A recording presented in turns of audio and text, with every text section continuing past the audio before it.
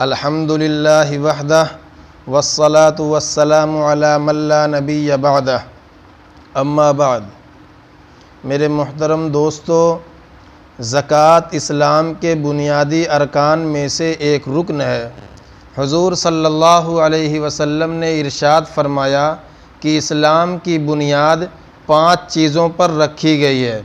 सबसे पहली चीज़ इस बात की गवाही देना कि अल्लाह ताला के अलावा कोई माबूद नहीं और मुहम्मद सल्लल्लाहु अलैहि वसल्लम अल्लाह के रसूल हैं। और दूसरा रुकन नमाज अदा करना, और तीसरा रुकन है ज़कात अदा करना, चौथा है रमज़ान के रोज़े रखना, और पाँचवा है अगर इस्तिताअत और कुदरत है तो हज अदा करना।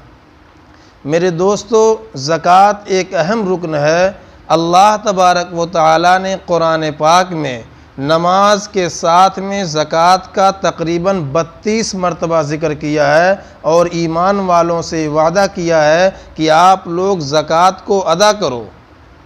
ज़कात अदा करने पर अल्लाह तबारक व तआला ने ईमान वालों के लिए बहुत से वादे फरमाए, लेकिन जो लोग ज़कात अदा नहीं करते और वो लोग मालिक निसाब हैं, उनके लिए अल्लाह ताला ने दर्दनाक अज़ाब कुरान पाक में इरशाद फरमाए। मेरे दोस्तों, ज़कात एक ऐसी इबादत है जो क़ल्ब और रूह के मैलो कुचैल को साफ़ करती है और इंसान को अल्लाह का मुखलिस बनाती है। नीज़ ज़कात अल्लाह की अता की हुई बेहिसाब नेमतों के इतराफ़ और उसका शुक्र बजा लाने का बेहतरीन ज़रिया है। अल्लाह ताला ने कुरान पाक में सूरह तगाबुन में इरशाद फरमाया, इन तुक़रिज़ुल्लाह क़र्ज़न हसनन युज़ाइफ़हु लकुम व यग़फ़िर लकुम। मेरे दोस्तों, अल्लाह ताला ने इरशाद फरमाया कि अगर अल्लाह को कर्ज़ दो तो अच्छा कर्ज़ दो। अगर तुम अच्छा कर्ज़ दोगे तो अल्लाह ताला तुम्हारे माल और दौलत को बढ़ा देगा और तुम्हें माफ़ कर देगा। मेरे दोस्तों, इसी तरीक़े से अल्लाह ताला ने कुरान पाक में सूरह तौबा में इरशाद फरमाया, वल्लज़ीना यकनिज़ून अज़्ज़हब वल-फ़िज़्ज़ता वला युनफ़िक़ूनहा फ़ी सबीलिल्लाहि फ़बश्शिरहुम बिअज़ाबिन अलीम, कि जो लोग सोना और चांदी को जमा करके रखते हैं और अल्लाह के रास्ते में खर्च नहीं करते, फ़बश्शिरहुम बिअज़ाबिन अलीम, तो उनको दर्दनाक अज़ाब की खुशखबरी सुना दीजिए। दर्दनाक अज़ाब की खुशखबरी सुना दीजिए। ये उन लोगों के लिए है जो ज़कात अदा नहीं करते। मेरे दोस्तों, कुरान और हदीस में बेशुमार वादे किए गए हैं ज़कात अदा करने वालों के लिए, और कुरान और हदीस में बेशुमार वईदें आई हैं ज़कात न देने वालों के लिए। कुरान में अल्लाह ताला ने ज़कात के इनकार करने वाले को काफिर करार दिया है। कुरान कहता है ज़कात न देने वाले क़यामत के दिन सख्त अज़ाब में होंगे। इसी तरीक़े से हुज़ूर सल्लल्लाहु अलैहि वसल्लम ने कुरान हदीस में इरशाद फरमाया कि ज़कात ना देने वाली कौम कहत साले का शिकार हो जाती है। इसी तरह से हुज़ूर सल्लल्लाहु अलैहि वसल्लम की हदीस है कि जो लोग ज़कात अदा नहीं करते या जो आदमी ज़कात अदा नहीं करता, उसकी नमाज, उसका रोज़ा, उसका हज, उसकी कोई इबादत कबूल ही नहीं होती, सब के सब बेकार हैं। मेरे दोस्तों, इसी के बरअक्स ज़कात अदा करने वालों के लिए अल्लाह ताला ने सूरह बकरा में इरशाद फरमाया कि ज़कात अदा करने वाले क़यामत के दिन हर किस्म के खौफ और गम से महफूज होंगे। ज़कात की अदायगी गुनाहों का कफ़ारा होती है और दर्जात की बुलंदी का बहुत बड़ा ज़रिया होता है। ये सूरह तौबा में अल्लाह ताला ने इरशाद फरमाया। मेरे दोस्तों, ज़कात कहने का मतलब ये है कि ज़कात इस्लाम का एक अहम रुकन है। हमें चाहिए कि अगर हमको अल्लाह ताला ने मालो दौलत से नवाजा है, हमारे पास मालो दौलत है, तो हमें चाहिए कि हम ज़कात को अदा करने की कोशिश करें, ज़कात निकालें और उसके मुस्तहिक़ीन तक ज़कात को पहुँचाने की कोशिश करें।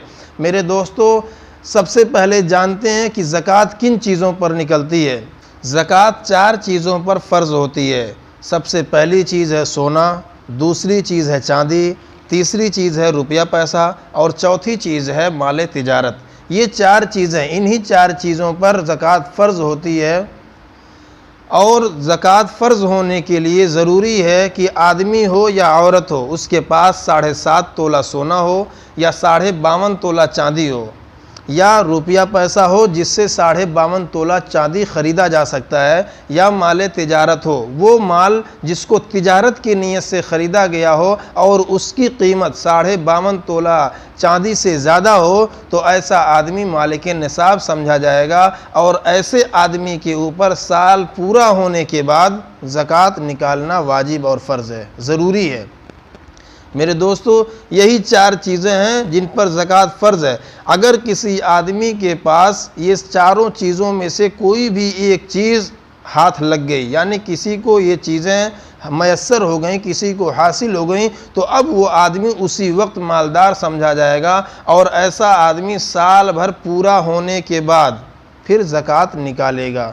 अलबत्ता अगर साल पूरा होते होते वो माल उसका ख़त्म हो गया सब, या कहीं गायब हो गया या ख़र्च हो गया, अब वो मालिक निसाब नहीं रहा, तो फिर ज़कात वाजिब नहीं होगी। ज़कात निकालने के लिए, ज़कात देने के लिए ये शर्त है कि अगर हम मालिक निसाब साल भर पहले थे तो साल भर के बाद भी हमें मालिक निसाब होना चाहिए। ज़कात वाजिब होने के लिए 4 शर्तों का पाया जाना ज़रूरी है। सबसे पहली चीज़ है मुसलमान होना, और दूसरी चीज़ है मालिक निसाब होना, तीसरी चीज़ है आकिल और बालिग होना, और चौथी चीज़ है कि साल भर का पूरा हो जाना। अगर किसी मर्द या औरत के अंदर ये चारों चीज़ें पाई जाती हों और वो मर्द और औरत मालिक निसाब वाला हो, यानी उसके पास इतना मालो दौलत हो या इतना सोना चांदी हो जो जिसकी मिक़दार 52.5 तोला चांदी से ज़्यादा हो, यानी उसके पास इतना मालो दौलत है जिससे 52.5 तोला चांदी ख़रीदा जा सकता है, तो ऐसा आदमी मालिक निसाब होगा या ऐसी औरत मालिक निसाब होगी। ऐसे मर्द और औरत पर ज़कात निकालना वाजिब है। ऐसे मर्द और औरत को चाहिए कि अपने माल का पूरे हिस्से का जोड़ लगाए, पूरे हिस्से का, पूरे माल और दौलत का हिसाब और किताब लगाए। पूरा जोड़ने के बाद अपने माल और दौलत का 40वां हिस्सा गरीबों को दे, यतीमों को दे, जो लोग ज़रूरतमंद हैं उन तक पहुंचाने की कोशिश करें अपने माल और दौलत का 40वां हिस्सा।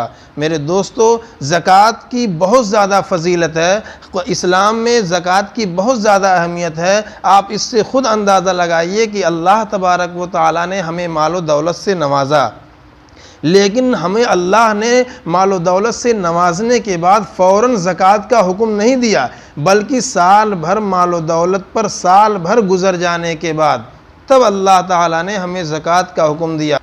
इसलिए मेरे दोस्तों, याद रखिए कि अल्लाह तबारक व तआला ने हमें जो मालो दौलत दिया है, हमें चाहिए कि हम उस अपने मालो दौलत में से ज़कात निकाल करके गरीबों का हक़ गरीबों तक पहुंचा दें। इसलिए कि अल्लाह ताला ने ही हमें हमारे माल में, हमारे दौलत में गरीबों का हक़ बना रखा है। हमें चाहिए कि हम उनका हक़ निकाल करके उनको दे दें। अगर हम गरीबों का हक़ निकाल करके गरीबों तक नहीं पहुंचाते हैं तो गोया हम गरीबों का हक़ खाते हैं, गरीबों का हक़ हम छीन करके खाते हैं, और इसके वजह से हमारी नमाज नहीं कबूल होती, हमारे रोज़े नहीं कबूल होते, हमारे हज नहीं कबूल होते, हमारा कोई नेक अमाल कबूल नहीं होता, हमारी दुआएं कबूल नहीं होती। वजह यही होती है कि हम मालिक निसाब होते हैं, हमारे ऊपर ज़कात फ़र्ज़ होती है, लेकिन हम अदा नहीं करते हैं। इसलिए मेरे दोस्तों, चाहिए कि जितने भी लोग हैं जो मालिक निसाब में आते हैं, जिनके ऊपर ज़कात अदा करना फ़र्ज़ है, वाजिब है, उनको चाहिए कि अपने माल और दौलत का हिसाब लगाएं और वो ज़कात अदा करने की कोशिश करें। बाज़ लोग ये समझते हैं कि जब तक हमारे पास 7.5 तोला सोना नहीं होगा तब तक हमारे ऊपर ज़कात नहीं निकलेगी।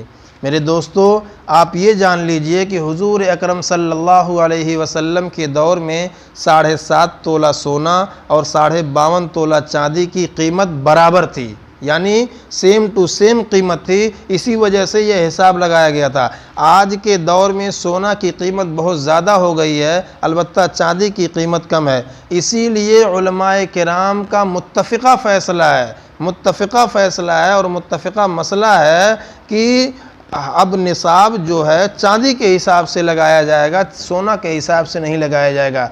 अलबत्ता अगर किसी आदमी के पास या किसी औरत के पास 1 तोला सोना हो और 1000 2000 कुछ भी रुपए हों, और 1 तोला सोना अगर 52.5 तोला चांदी के बकद्र हो जाता है, यानी उस सोना की कीमत को देखेंगे और जो आपके पास कैश रुपया उस रुपए को देखेंगे, अगर दोनों मिला करके 52.5 तोला चांदी की कीमत तक पहुंच जाता है तो समझ आ जाएगा कि आप मालिक निसाब हो गए। मेरे दोस्तों, जो लोग भी मालिक निसाब में आते हैं या जो लोग मालदार हो गए हैं और उनके ऊपर ज़कात फ़र्ज़ है, उनको चाहिए कि वो ज़कात को अदा करें। ज़कात गरीबों का हक़ है, गरीबों तक उनके हक़ को पहुँचाने की कोशिश करें। अल्लाह ताला अमल की तौफ़ीक़ अता फ़रमाए। आमीन।